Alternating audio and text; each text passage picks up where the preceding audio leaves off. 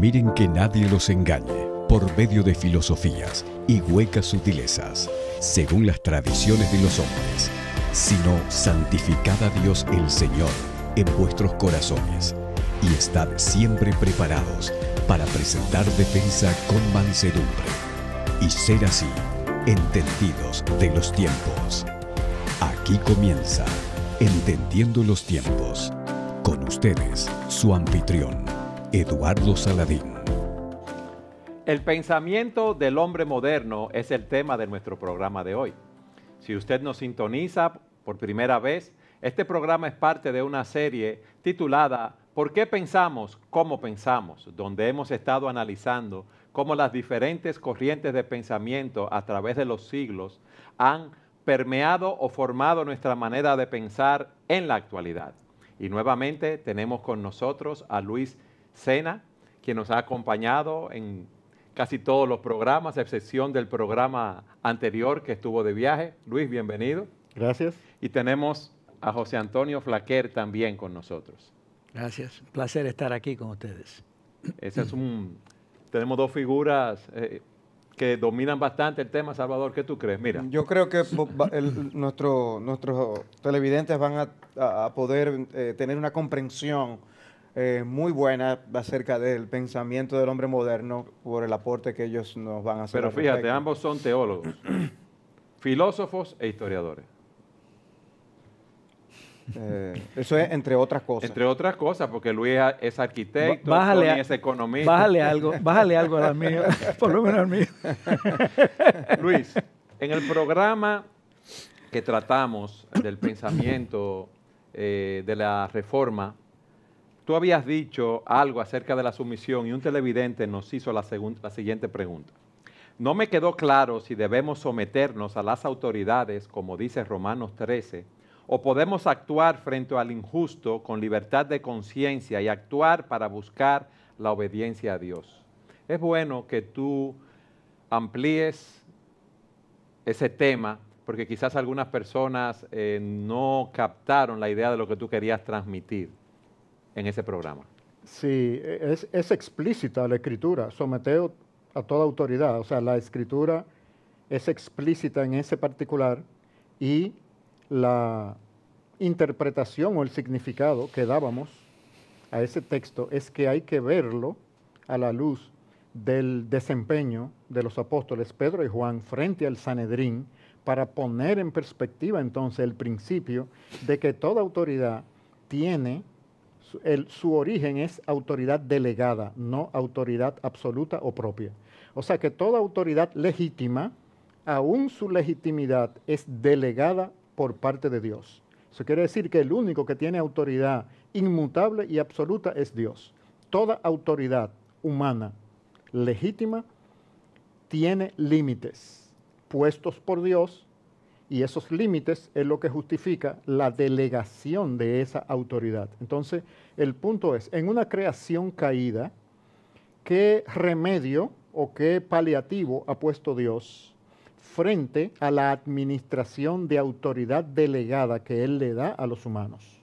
Ese principio de control o de balance es la libertad responsable, la libertad de conciencia. Es decir, nosotros debemos someternos a las autoridades y a la vez observar si las autoridades están cumpliendo el propósito para el cual Dios le delegó esa característica. ¿Qué puede suceder? Que una autoridad sí lo esté cumpliendo y en ese caso su autoridad es legítima, o que no lo esté cumpliendo y en ese caso su autoridad es ilegítima. Yo entiendo que hay mandatos claros de la Escritura, como el caso que tú pones de los apóstoles, que dicen es necesario obedecer a Dios antes que a los hombres.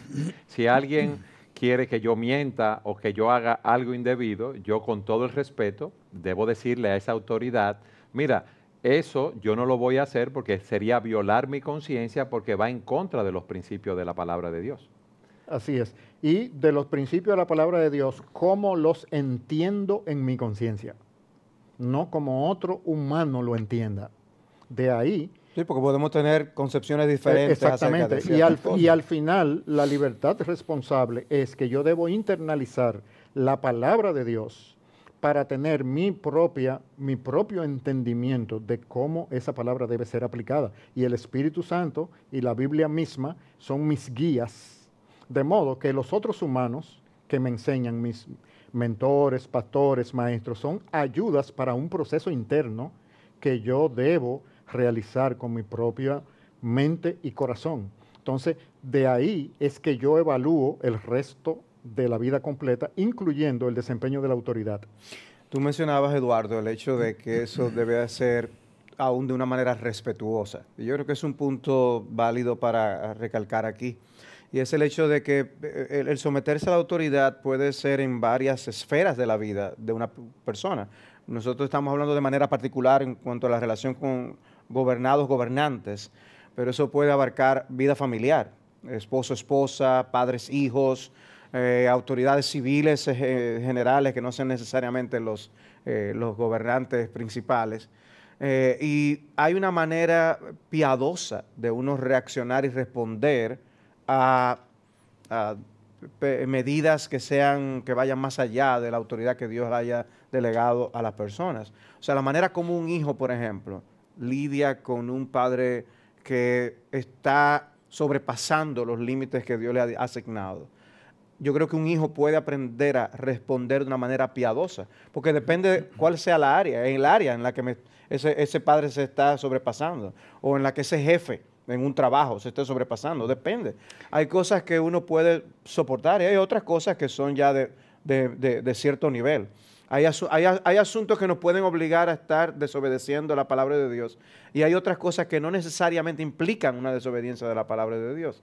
Y yo creo que hay una manera respetuosa de uno lidiar con eso. El hijo al hablar con un padre, la esposa al hablar con su esposo, un empleado al hablar con su jefe. Yo creo que hay una manera piadosa de reaccionar y de responder. Pero el punto de que hay una libertad de conciencia que Dios nos ha dado es importante. De manera que no hay una obediencia ciega, no hay una sumisión que nosotros decimos... hay que hacerlo porque ya la autoridad lo dijo y me escondo tras de eso, porque a veces también hay una irresponsabilidad en yo no decir lo que haya que decir, en yo no haber una confrontación en términos apropiados y correctos, sencillamente para evitarme problemas. Y eso puede ser pecaminoso. No estoy haciendo lo que el jefe me dice, pero mi reacción puede ser pecaminosa, en yo callar algo que no deba callar, hacer un silencio pecaminoso, por así decirlo. Tony. Oye, en referencia a eso, y en el caso particular de los gobiernos, nosotros tenemos un referente que son las constituciones, porque ¿cómo evaluamos la legitimidad de un gobierno? A través de la Constitución.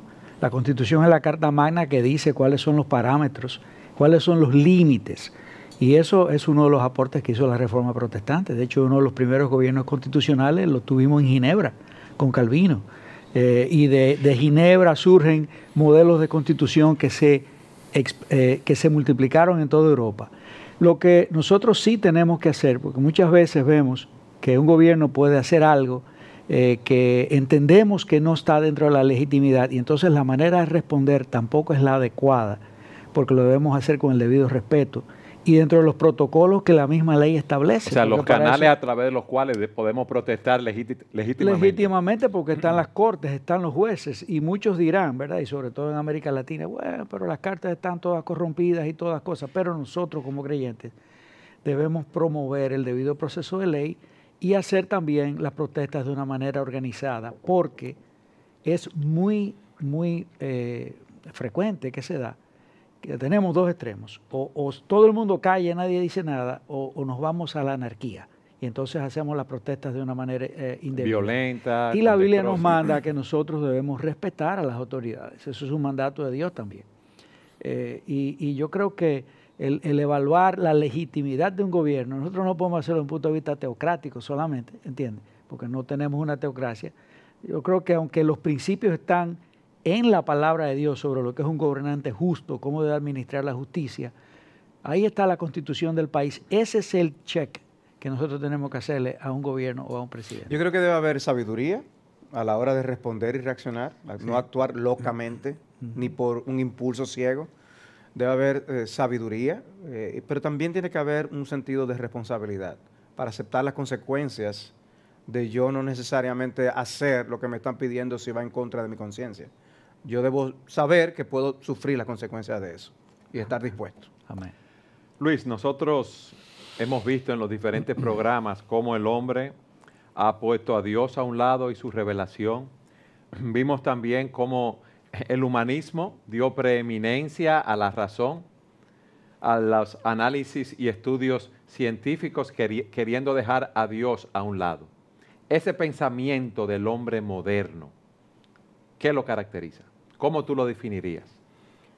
Bueno, exactamente eso que tú acabas de describir, porque tú has descrito en breves palabras la inclinación del movimiento de la Ilustración, y estamos hablando de mitad del siglo XVIII y sobre todo siglo XIX. Entonces, el hombre moderno, si nos enfocamos en lo de moderno principalmente en el siglo XX, ese pensamiento no es más que la madurez, vamos a decirlo así, y los frutos de las ideas de la Ilustración demostrando sus consecuencias.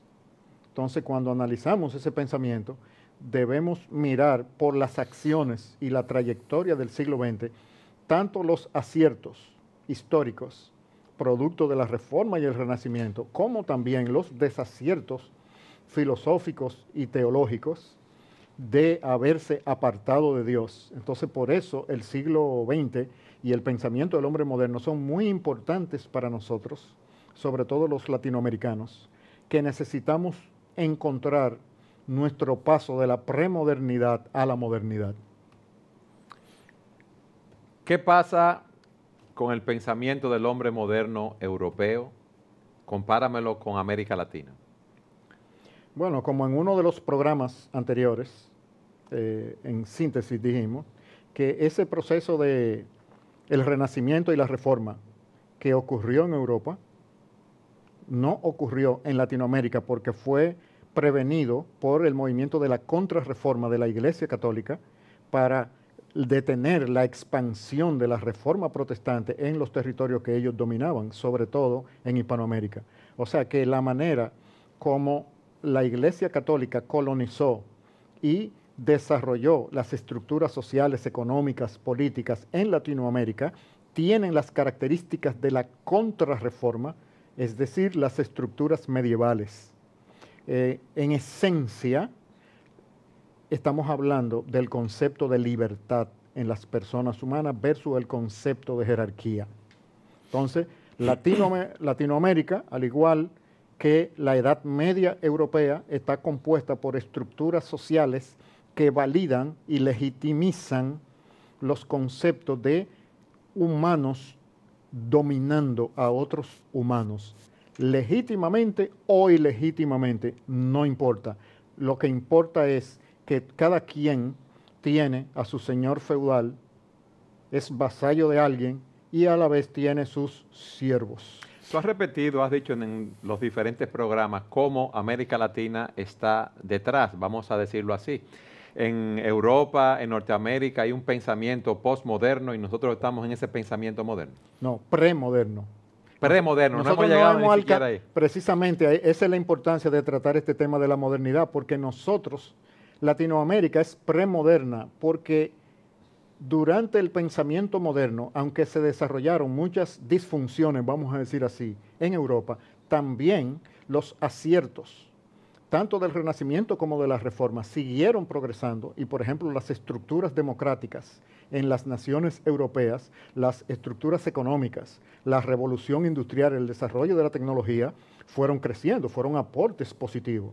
Y sobre todo en el área de la política y del gobierno del Estado, es el sentido de libertad en los ciudadanos que obliga a las clases gobernantes a ser democráticas.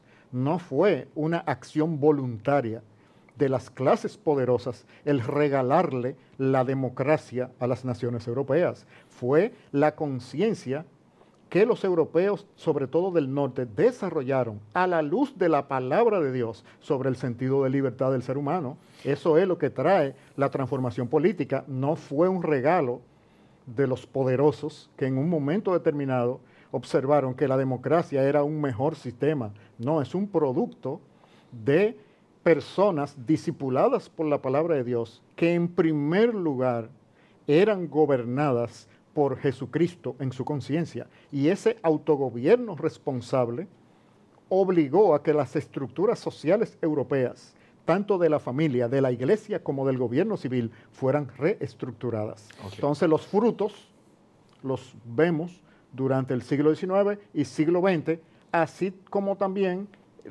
las disfunciones producto de sus desviaciones idolátricas. Okay. Salvador. Sin embargo, aunque yo comprendo tu postura en el hecho de que Latinoamérica se ha quedado en una forma premoderna de pensar o ha sido heredera, ¿no?, de las filosofías anteriores y que no hemos pasado por el impacto de la Reforma, etcétera, no es menos cierto, y ustedes aquí me corroborarán, que esa misma Iglesia Católica hizo una simbiosis de sus posturas religiosas con enseñanza filosófica. Los seminaristas se llenaron de filósofos y empezaron a enseñar a Marx y a Nietzsche, acudieron a muchos de esos filósofos y lo que hicieron fue una amalgama de herencia. ¿Tú dices eso en los seminarios católicos? En los seminarios católicos. Empezaron a albergar ideas. De hecho, luego llegamos hasta la teología de la liberación, que llenaron Latinoamérica con estas consecuencias. Además, las universidades en Latinoamérica fueron llenas de profesores que tomaron los filósofos de la época moderna y empezaban a enseñarlas a los estudiantes. De manera que venimos a tener una Latinoamérica en donde la juventud se expuso mucho, de una manera muy fuerte, a estas filosofías premodernas y modernas, y por eso el comunismo avanzó de una manera tremenda en algunas naciones de Latinoamérica, como consecuencia de estas cosas. Aunque no pasamos por el mismo proceso europeo, es como si hubiera, jugando el juego de Monopolio, sin pasar por Go, nosotros llegamos a sufrir consecuencias de la teoría de la evolución, las consecuencias de filósofos que habían dicho que Dios se murió y todo aquello demás. Y eso sin reforma, más esta filosofía, yo creo que nos coloca en una postura aún peor de lo que podía haber religiosamente en Europa. Pero tú sabes que a mí me sorprende lo que Luis dice, que nosotros no estamos ni siquiera con un pensamiento moderno, cuando otras sociedades están con un pensamiento postmoderno, que estamos en un pensamiento premoderno. Eso es colocarnos muy atrás, Luis. Porque es en las presuposiciones subconscientes de nuestra cultura. No es ni siquiera consciente. Entonces, por eso la característica principal de la Edad Media era una visión jerarquizada de la sociedad. Eso define Latinoamérica.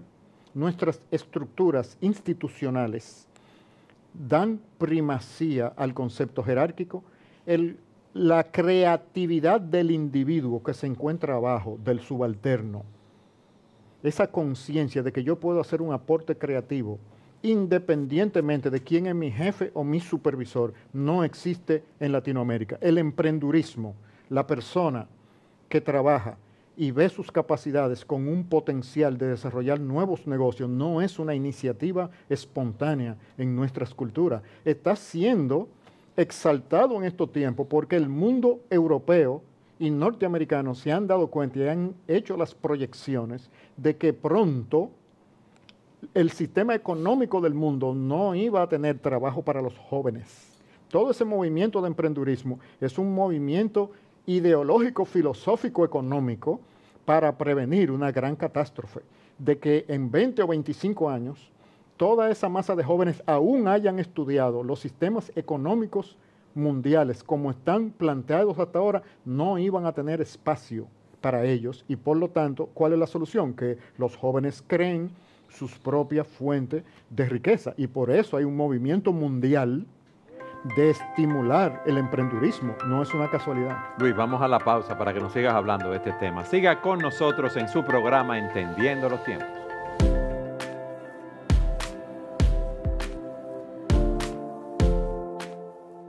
Luis, en el segmento anterior nos decías que en América Latina tenemos un pensamiento premoderno y estabas analizando la influencia que hemos tenido en ese sentido, pero a mí me gustaría que tú nos hablaras del pensamiento del hombre moderno y cuáles fueron los filósofos, las corrientes de pensamientos que lo influenciaron en su época, por ejemplo en Europa.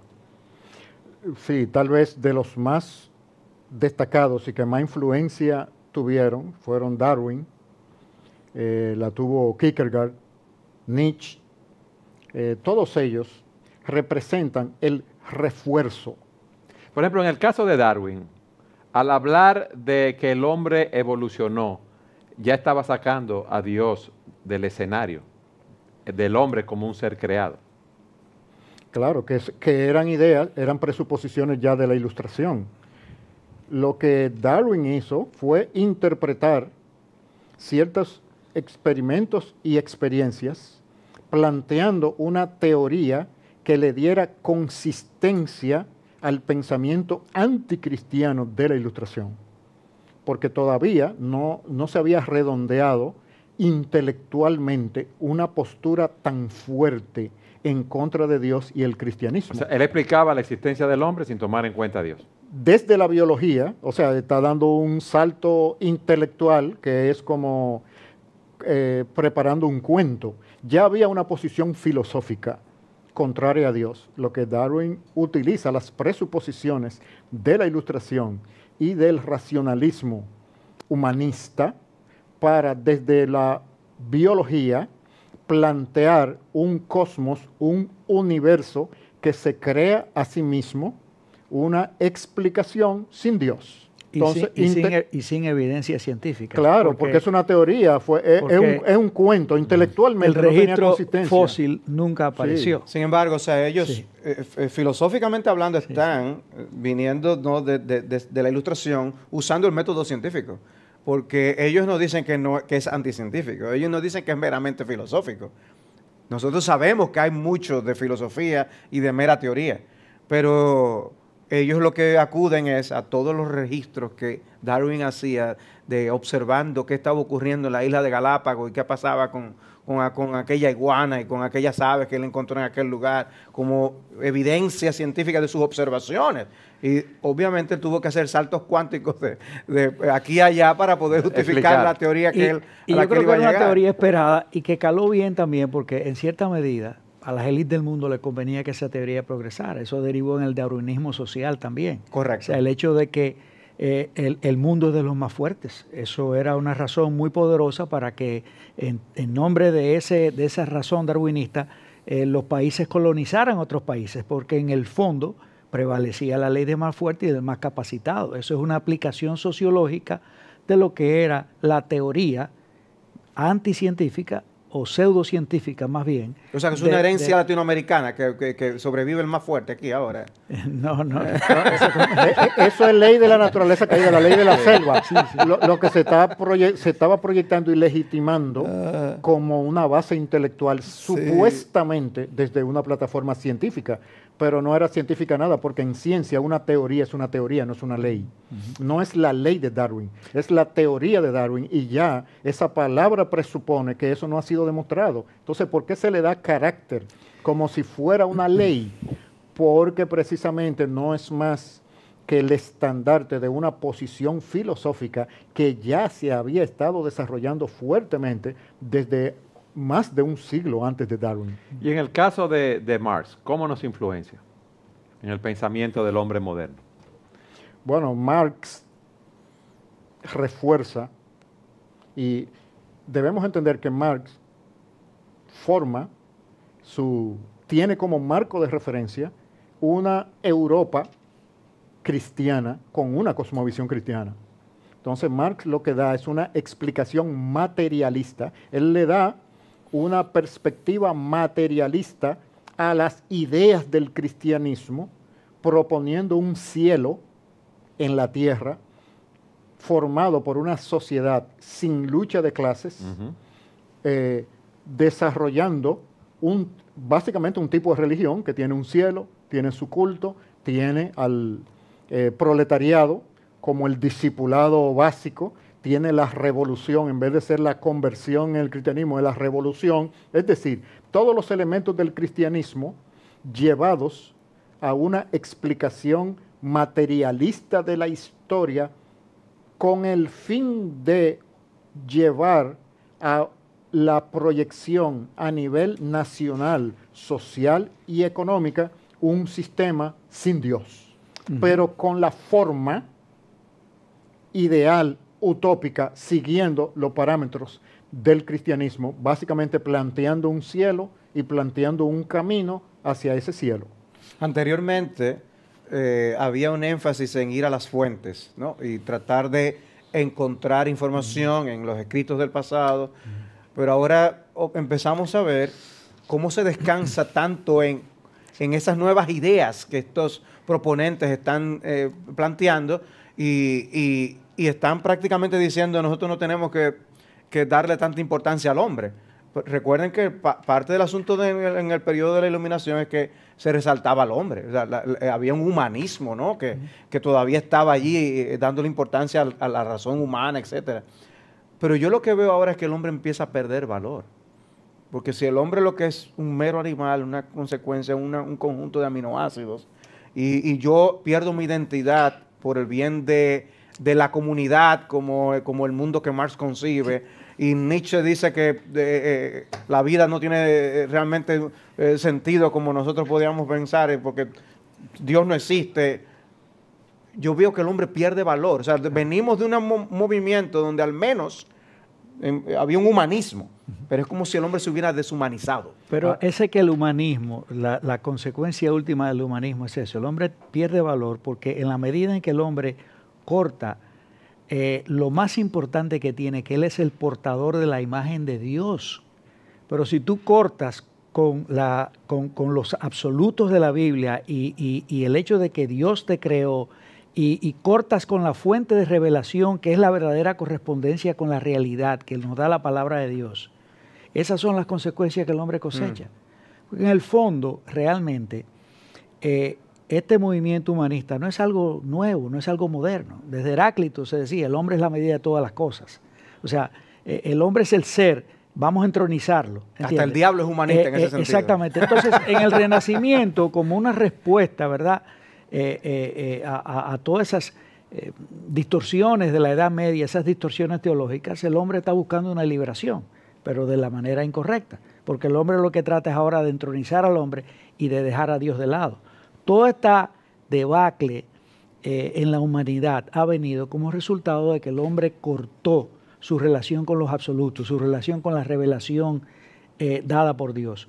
Porque en definitiva, realmente, no es que todo lo que hizo la Ilustración está malo. No, la Ilustración hizo aportes importantes a la epistemología, es decir, al estudio del conocimiento. Sí. ¿Cuál fue? Bueno, el hombre, por medio de la razón, puede llegar al conocimiento del mundo que le rodea. ¿Eso es correcto o es incorrecto? Es correcto totalmente. El problema es que nosotros, mediante la razón sola, porque así no fue que empezó el movimiento de la Ilustración, el mismo Descartes era un hombre que creía en Dios. Luego viene ya la segunda etapa de la Ilustración, o más bien la Ilustración en sí, que ya quiere romper con Dios, y finalmente a los filósofos más modernos que logran esa ruptura. ¿Qué pasó en ese sentido con los filósofos más modernos y pero Dios? En el fondo, que quería aportarte esta parte, nosotros hicimos una ruptura allí, porque hay tres preguntas que el hombre nunca se podrá responder sin la revelación de Dios. ¿Quién soy? ¿De dónde vengo? ¿Y a dónde voy? Esas tres preguntas solamente pueden ser respondidas a través de la revelación bíblica. Nosotros no podemos conocer quiénes somos si no conocemos al Dios que nos hizo y al Dios que nos revela quiénes somos. Por eso, el gran fracaso del hombre, nosotros lo vemos en la filosofía que están pasando ahora mismo. ¿Cuál es la gran tragedia ahora mismo en la antropología bíblica? El hombre se ha desvalorizado, como tú decías. Hemos llegado a esta locura de la nueva moral y de esa antropología que deshumaniza al hombre, porque el hombre, al romper con Dios y al romper con su revelación, ha perdido lo más importante que tiene. Tú eres el portador de la imagen de Dios. Ah, no, yo no quiero eso. Yo quiero ser independiente y quiero glorificarme. Y eso nos lleva a donde nosotros estamos en este momento. En ese proceso del hombre glorificarse, dejar a un lado a Dios, exaltar la razón, ¿tenemos un hombre mejor, Luis? ¿Vino la paz al mundo? ¿No ha habido guerras? Todo lo contrario, porque hubo una reacción dentro del mismo proceso de la modernidad y consecuencia de la ilustración que se centra en el pensamiento de Rousseau. Es decir, el ser humano real se revela a ser una máquina y a ser simplemente un producto de la biología al azar. Hubo una reacción idealista, hubo una reacción romántica y eso produjo dentro del modernismo una tensión, entonces, una rebelión, se puede decir así, a ese sentido del racionalismo de la ilustración inicial. Entonces, lo que nosotros vemos que se desarrolla en el siglo XIX y en el siglo XX es un pensamiento de un hombre moderno esquizofrénico.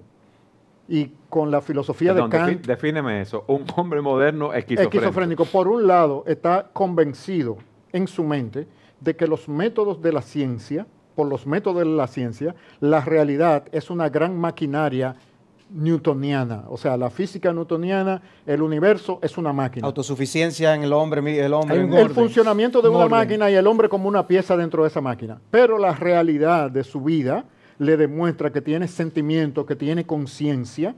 Entonces, aunque no lo puedo demostrar, yo sé que mi conciencia, mis sentimientos y mis valores sí existen. Pero no los puedo, como creo que intelectualmente la razón es quien domina, entonces, para mí, aunque sea irracional, yo lo sostengo. De ahí que Rousseau propone que el hombre no civilizado es el hombre ideal, es la aspiración de la sociedad, deshacerse de las estructuras sociales que oprimen al hombre. Esa tensión entre esa racionalidad y por otro lado esos valores y esa creencia dan un perfil contradictorio interno que le da forma a los eventos de guerras que sucedieron durante el siglo XX. ¿Cuáles fueron esos eventos mayores, Luis?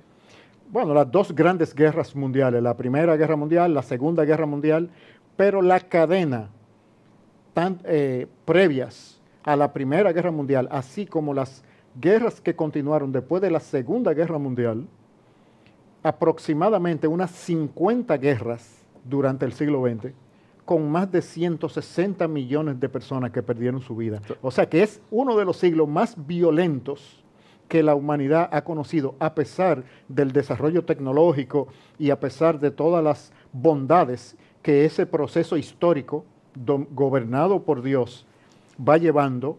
El siglo XX se puede decir que es la expresión de hasta dónde se llega cuando se juega a vivir sin Dios y el ser humano considerándose él como su propio Dios.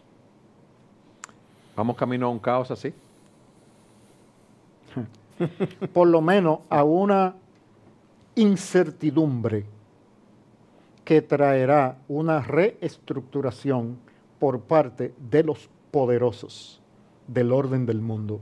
Porque en una teoría darwiniana, y el mundo en el que nosotros vivimos es eminentemente darwiniano, una cosa está muy clara: quiénes deben sobrevivir y quiénes deben perecer. Entonces, los que deben sobrevivir son los más fuertes, y en el mundo en que vivimos todavía siguen siendo blancos europeos. Los amarillos están apareciendo como una alternativa, pero todavía no tienen la fuerza suficiente.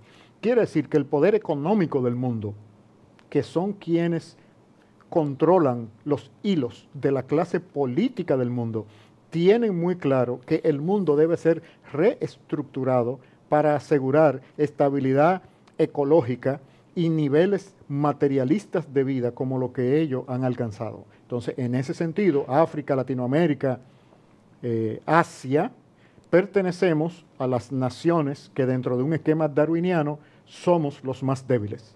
Y como se han perdido las referencias de ese desarrollo del siglo XX, en el siglo XXI estamos observando reestructuraciones que apuntan más bien a concentración de poderes, primero en bloques, y luego esos bloques poniéndose de acuerdo, pero siempre gobernado no de una manera democrática en el mundo, sino por élites. O sea, el dominio de una élite. O sea que nosotros estamos siendo dirigidos. Siempre lo hemos sido. Ahora lo que están cambiando es la ropa de quienes nos están dirigiendo. Porque precisamente los europeos se lanzaron a la colonización, a la conquista y colonización de naciones simplemente sobre la base de la fuerza. ¿Cuál era el derecho legítimo de los europeos de apoderarse del África? Bueno, había una excusa religiosa, que ellos iban a llevar el evangelio y esas cosas. De parte de la iglesia y los misioneros, pero no del poder político. Era simplemente la fuerza. ¿Por qué? Porque necesitaban los recursos. Es decir, África tenía la debilidad, pero tenía los recursos. Vamos a quitárselo. Latinoamérica. ¿Por qué los españoles vienen a Latinoamérica y se apoderan de las naciones hispanoamericanas sobre la base de la fuerza? Eso es darwinismo puro antes de que el darwinismo. ¿Por qué? Porque esa es la ley de la creación caída. Claro, porque es la creación caída. En la creación caída, el ser humano poderoso siempre ha tratado de sacar ventaja del más débil. Darwin lo que hizo fue darle una narrativa con pintura de la biología a una realidad que la Biblia explica como característica de la creación caída. Entonces, ese es el orden del mundo: creación, caída y redención. De modo que si nosotros vamos a interpretar nuestra realidad, tenemos que tener en cuenta las características de la caída para poder aplicar bien las enseñanzas bíblicas de la redención. Tú has dicho que la cosecha de ese modernismo, un fruto ha sido la guerra, el caos. ¿Qué más?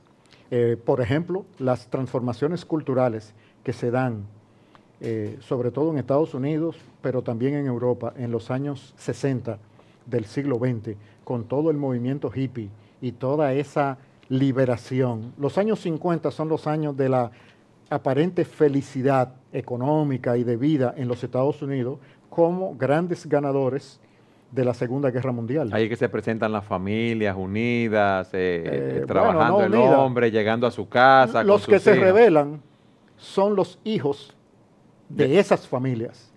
Quiere decir que esos padres y esas madres estaban tan embelesados en su materialismo, en el bienestar que estaban experimentando. Material, en años, sí, después que de la Segunda Guerra descuidaron Mundial. a sus hijos y sus hijos reaccionan en contra de ellos, básicamente, porque los hijos no eran políticos y filósofos. El movimiento hippie es simplemente una reacción de una hiperlibertad, de un liberalismo frente a estructuras familiares y culturales que tuvieron cierta característica durante los años 50.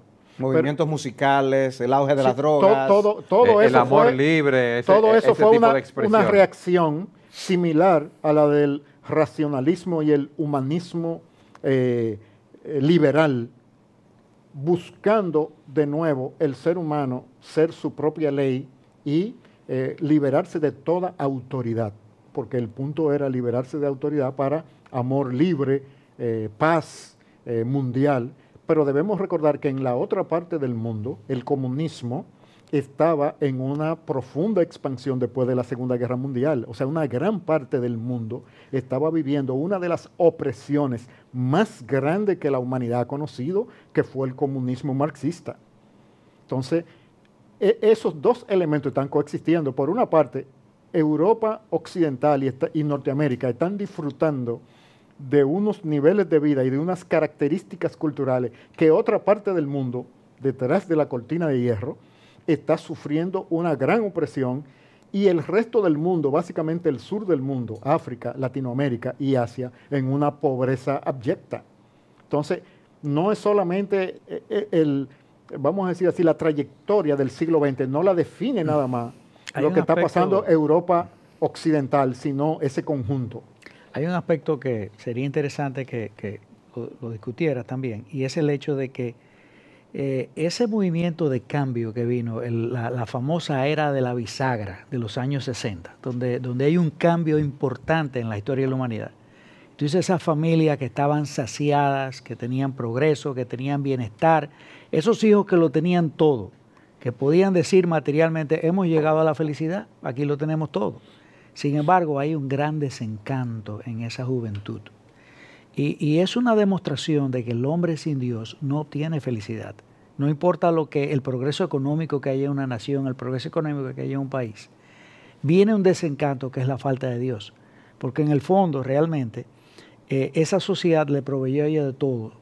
Pero era una sociedad que a la misma vez se estaba alejando cada vez más de Dios. Pero esa es la nación con más iglesia y más cristianos. ¿Cómo es posible? Es posible. Realmente estamos hablando de quienes hicieron esa revolución cultural, no fueron los pobres de Estados Unidos realmente, fue la élite en Estados Unidos. Fue esa élite que fue a las universidades como Berkeley y se expusieron a profesores como Marcuse, por ejemplo, donde transforma ya mediante todos esos libros que él escribió, ¿verdad?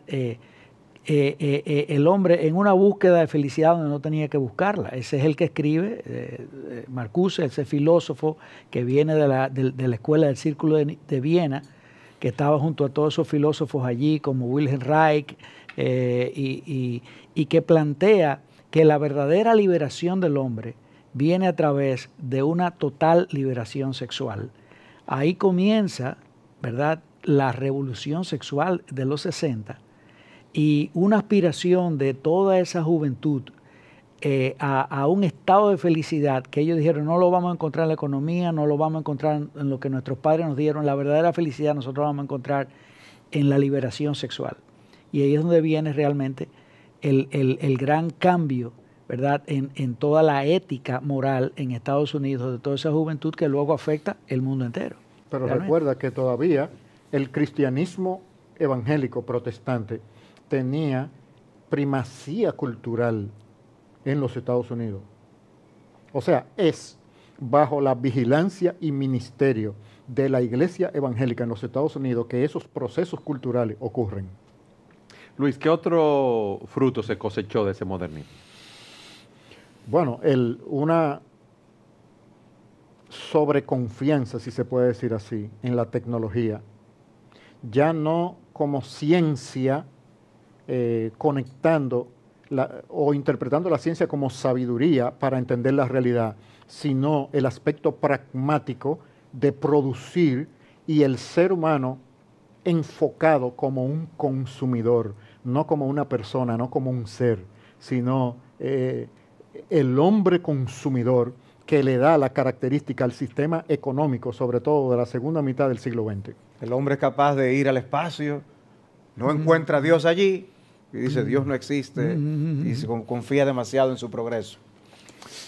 Progreso material de y la consumo. Tecnología como un ídolo también, porque ese es el ídolo de nuestra época. Sí, porque la tecnología produce los artefactos que le dan placer a la vida, y como el ateísmo propone, que después de esta vida no hay nada, entonces maximizar el aquí es la meta.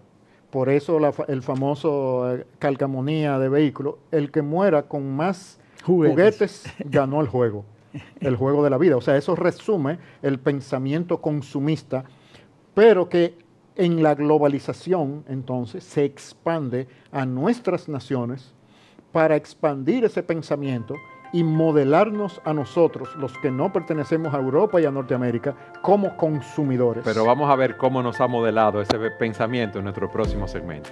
Siga con nosotros en su programa Entendiendo los Tiempos.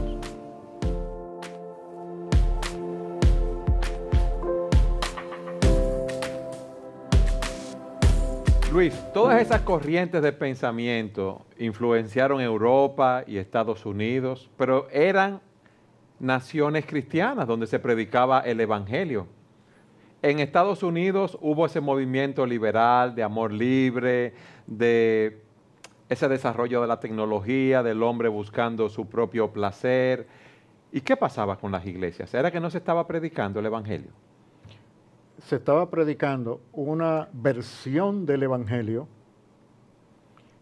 deformada del evangelio bíblico, y deformada porque estaba en respuesta a un ataque muy grande que la modernidad le hizo al cristianismo, que fue el movimiento de la alta crítica, es decir, mediante la racionalidad, atacar directamente a la palabra de Dios como palabra de Dios y como inerrante, sin errores.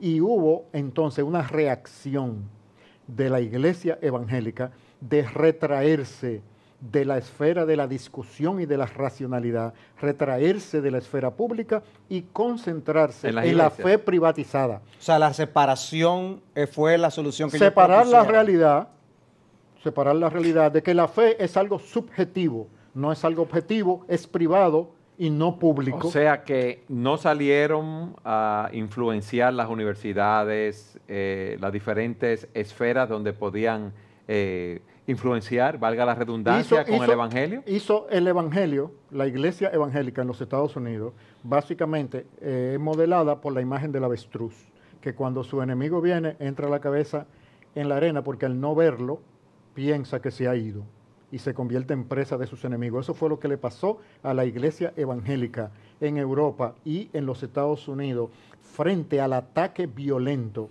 del racionalismo y del humanismo. Pero no solo en Estados Unidos, Luis, es en América entera, en América Latina entera y en Europa también. La iglesia, como resultado de eso que tú dijiste, el liberalismo teológico del siglo XIX, se siente avergonzada de la Escritura, en un sentido. O sea, no va a los centros de discusión con la verdad de la palabra de Dios a discutir, porque en cierta medida se había ridiculizado tanto la palabra y se consideraba algo como que no era digno de un ambiente cultural o científico, que nadie se atrevía a discutir con la Biblia en la mano, ¿verdad?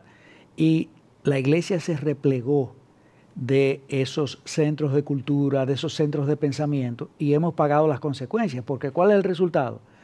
Que todas las universidades en Estados Unidos han sido plagadas por ese tipo de pensamiento, y que hoy en día, como cita Al Mohler, creo que más del 85% del profesorado en los Estados Unidos es de corte liberal. ¿Dónde están las personas de fe en las universidades? ¿Dónde están los pensadores en los centros de discusión cultural en el mundo? Estamos replegados completamente. Yo creo que parte de lo que hoy en día estamos viviendo con el tema del disparate de la ideología de género, ¿verdad? Por ejemplo, para dar un ejemplo, que es una de las discusiones importantes de hoy, ha sido porque la iglesia no se ha parado, no se ha levantado, no se levantó en su momento esa discusión. Si la iglesia en Estados Unidos, en el momento en que esas cosas estaban pasando, se hubiera presentado a los foros de discusión con la verdad de Dios, que es poderosa, ¿verdad? Como dice la palabra, no me avergüenzo del Evangelio porque es poder de Dios para salvación, pero no solo para salvación de nuestras almas, sino aún para la redención del conocimiento del hombre, porque es donde único podemos encontrar correspondencia con la verdad. Y para la gloria y el señorío de Jesucristo en el aquí y el ahora. Exactamente. Y la iglesia se replegó. Y se replegó en parte porque la iglesia volvió a un pensamiento dualista. Es decir, la iglesia tiene que estar en lo espiritual. Todo lo que tiene que ver con el mundo y con la cultura y con esas cosas, eso no son cosas de la iglesia. Dios lo va a destruir porque cuando venga Cristo, Él lo va a destruir. Exacto. Y el mundo es un barco que se está hundiendo y hay que mandar el bote salvavidas del evangelismo para sacar la mayor cantidad de personas del mundo, asumiendo como que el mundo le pertenece a Satanás y lo que le pertenece a Cristo es simplemente la salvación de las personas. A mí lo que me extraña, la iglesia está compuesto por los miembros, por los creyentes. Entonces, y los maestros. Y esos creyentes en sus lugares de trabajo, en las universidades, con sus vecinos, dejaron de impactar a la sociedad, dejaron de predicar el evangelio, se atemorizaron a lo que ustedes están diciendo. Sus pastores los discipularon y le dieron una enseñanza que produjo esa conducta en ellos. Entonces, la revisión profunda hay que hacérsela a los maestros y a los predicadores que no discipularon bien a los miembros de las iglesias que durante los 6 días de la semana estaban desplegados en la sociedad. Entonces, en el cristianismo, cuando tú vienes al cristianismo, tú aprendes lo que te predican, lo que te enseñan. Nadie sale por sí solo a practicar un cristianismo autogenerado. Ese no fue el modelo de la Reforma, ¿verdad, Luis? El modelo de la Reforma, los predicadores de la Reforma pusieron énfasis de que el miembro de la iglesia fuera a su Biblia y oyera directamente de su Dios para que desarrollara una conciencia de lealtad a su Señor por encima de la lealtad a su propio pastor y a su propia iglesia. Es decir, los predicadores de la Reforma eran gente sabia que entendieron la estructura del cristianismo. Jesucristo es un soberano, el cristianismo es una monarquía, tiene un rey y ese rey tiene una agenda. y esa agenda es de dominio completo. Toda autoridad le fue dada en el cielo y en toda la tierra, no en parte de la tierra, en toda. Y eso incluye la iglesia, Y la esfera civil, el gobierno, las artes, todo. Entonces, cuando se enfoca el cristianismo de esa manera, se previene que el error y el mal no crezcan. Cuando vemos que el error y el mal crecen en una sociedad que a la vez tiene muchos cristianos, hay que revisar el contenido de ese cristianismo que es predicado y practicado. Nosotros no tenemos garantía de que la guerra es ganada, pero no tenemos garantía de que toda batalla que el cristiano va a librar va a ser ganada. Claro. Dicho, el pueblo de Dios ha perdido muchas batallas a lo largo de toda la historia. Yo lo que pienso es que nosotros tenemos oportunidad de hoy de incentivar al pueblo de Dios Amén. a llegar a los lugares donde puede ser de influencia. Yo creo que lidiar con la juventud es clave. Nosotros no podemos perder de vista a los jóvenes, alcanzarles, darles las herramientas con las que ellos van a poder lidiar con estas. Son huecas filosofías, son enseñanzas, son una locura lo que se está planteando al día de hoy. Y Salvador, tenemos que ver que los retos que se plantean en la historia de la iglesia fueron el arma que Dios usó para perfeccionar y mejorar lo que había. Por ejemplo, ¿dónde surge la teología cristológica más importante? Concilio de Nicea, 325 después de Cristo. ¿De dónde surge? Bueno, surge de una controversia cristológica que llevó a la iglesia a la necesidad de revisarse y de plantearse los temas cristológicos. Yo creo que ahora mismo, a pesar del ambiente negro que hay, en el sentido de estas filosofías locas que nosotros estamos viviendo en este momento, sobre todo el tema de la herejía antropológica, del diseño de Dios para el hombre, para la familia, etcétera, etcétera. En cierta medida, aunque ha sido un embate para la iglesia, van a servir también para que la iglesia se ponga las pilas y salga a esos foros de discusión como lo está haciendo, porque la iglesia en el fondo se está levantando. Gran parte de la queja del famoso George Soros, uno de los financistas que ha pagado todo este movimiento, ha sido que él ha tenido el contratiempo de que los evangélicos, sobre todo en América Latina, se han levantado y le han echado un jabón al sancocho, como decimos los dominicanos. ¿Entienden? En el sentido de a que... la sopa. A la sopa, a la sopa, exactamente. En el sentido de que los planes se han dilatado, han habido reveses porque hay una iglesia que se está levantando y está llevando la verdad de Dios. Nosotros tenemos un privilegio extraordinario. En cualquier foro de discusión, nosotros tenemos la verdad. Amén. Tenemos la verdad. Gracias. Pero hay que creerla Sí. con convicción y practicarla en el estilo de vida para que aunque la verdad sea refutada en su texto, no pueda ser refutada en la conducta de quienes la sustentan. Y que no nos avergoncemos, que es lo que decía Cristo. O sea, el que se avergüenza de mí y de mis palabras, yo me avergonzaré de él. O sea, realmente lo vergonzoso es creer las tonterías que se están proponiendo. No solamente con la ideología de género, sino con muchas otras tonterías Hasta más, con las ideas hasta del económicas, origen del universo, ideas económicas. Son políticas. tonterías. Y las propuestas de la posmodernidad, que ustedes van a tratar eventualmente en otro programa, pero esas propuestas de posmodernidad son una perfecta locura, porque es la negación de toda la racionalidad, ¿verdad?, que había en el cristianismo y que luego fue desarrollada por la Ilustración, porque la Ilustración, a pesar de sus errores, creó un sentido de racionalidad, ¿verdad?, de que nosotros tenemos que, hay un orden en el universo. Porque Dios es racional, Exacto. La creación tiene una racionalidad y como el hombre ha sido creado a su imagen, puede explorar ese. Pero las palabras han perdido su valor. Lo único que ellos lo expresan en palabras.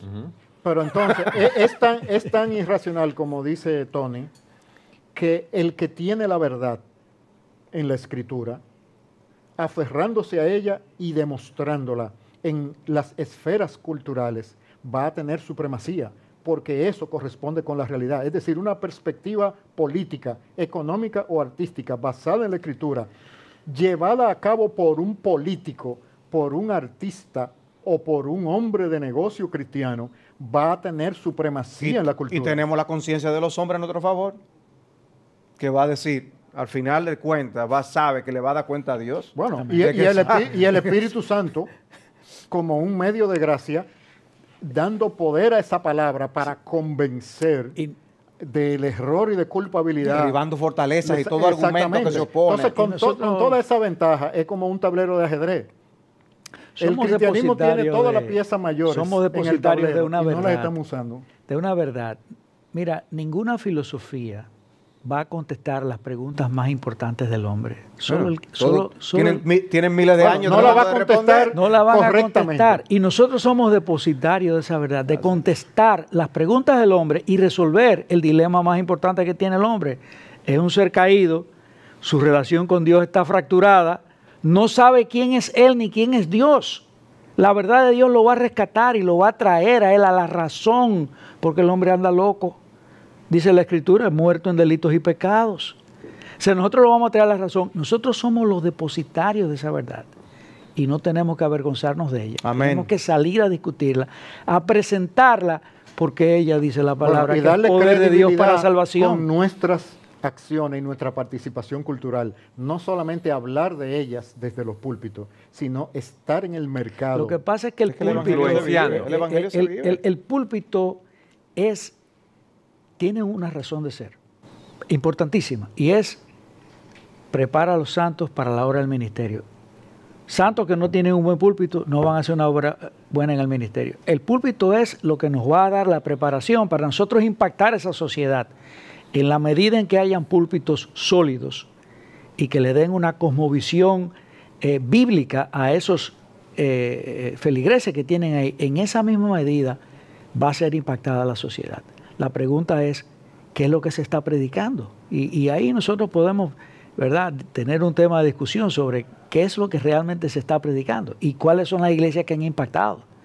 ¿Por qué ahora mismo hay un resurgimiento en América Latina del Evangelio? Bueno, la verdad se está siendo predicada con fidelidad, está haciendo impacto, la gente está viendo las respuestas que otras corrientes desviadas del cristianismo no le han dado. Lo que han hecho es confundir a muchas personas. Exactamente. Esa teología de la, ¿cómo se llama?, la prosperidad, el evangelio de la prosperidad, nada de eso, ¿entiendes? O sea que realmente no podemos, yo creo que realmente a pesar de todo el cuadro negro que vemos, como decía Salvador, a nosotros nos debe consolar el hecho de que la victoria es nuestra, estamos ganados, pero tenemos que ser sabios y actuar en la generación en que nos ha tocado actuar para nosotros usar ese tesoro que Dios nos ha dado de su verdad y de su palabra y nosotros llevarla a esos lugares. La verdad de Dios, como decía Carlos Spurgeon, es como un león, decía él. Solamente suelta la que ella hace su trabajo. No hay que defenderla. Y una labor poderosa. Salvador, tú como pastor, ¿qué consejos tú nos das? Bueno, en la mente de los hombres se libra una enorme batalla. O sea, Satanás quiere tener acceso a nuestras mentes y va a tratar de acudir a la mente de nuestros niños, va a tratar de acudir a la mente de nuestros jóvenes. Pero la palabra de Dios es lo que puede ayudarnos a nosotros. O sea, así como hay piezas que a veces hay en los juegos que, dependiendo de la forma, va ocupando su justo lugar, para que las piezas de la vida y las respuestas filosóficas que Tony planteaba, nosotros podamos tenerlas en nuestras mentes y corazones, necesitamos apropiarnos de la palabra de Dios. La palabra, el diablo va a tratar de hacer que nosotros nos fijemos en 1000 otras fuentes para poder encontrar respuestas, las respuestas que necesitamos para nuestras vidas. Pero nosotros no debemos apartarnos de la realidad de que solo en Dios nosotros tenemos la verdad absoluta. De hecho, hoy mismo vamos a estar estudiando luego el posmodernismo y cómo ahora todo es relativo, cómo las palabras no tienen significado, lo que es verdad para mí no necesariamente es verdad para ti. ¿Y a dónde lleva eso al hombre? A una desesperación, a una desesperanza. El suicidio anda en aumento cada vez más. Los hombres no encuentran respuestas. La respuesta está en Dios y en su palabra y en su Hijo Jesucristo. Mi exhortación: ve al Evangelio, ve a la palabra de Dios, que allí están las respuestas que tú necesitas para resolver el problema de tu identidad, de por qué estás aquí y hacia dónde tú vas. Y en Cristo está la salvación que el hombre necesita. No, y esa palabra es la única que nos hace sabio para salvación, nos enseña, nos reprende, nos corrige y nos instruye en justicia, a fin de prepararnos para toda buena obra. Así es. La palabra y esa de buena Dios. obra es obra en la cultura. construcción de una cultura orientada al reino de Dios. Con impacto eterno. Exactamente. Amén. Gracias por haber estado con nosotros en su programa Entendiendo los Tiempos.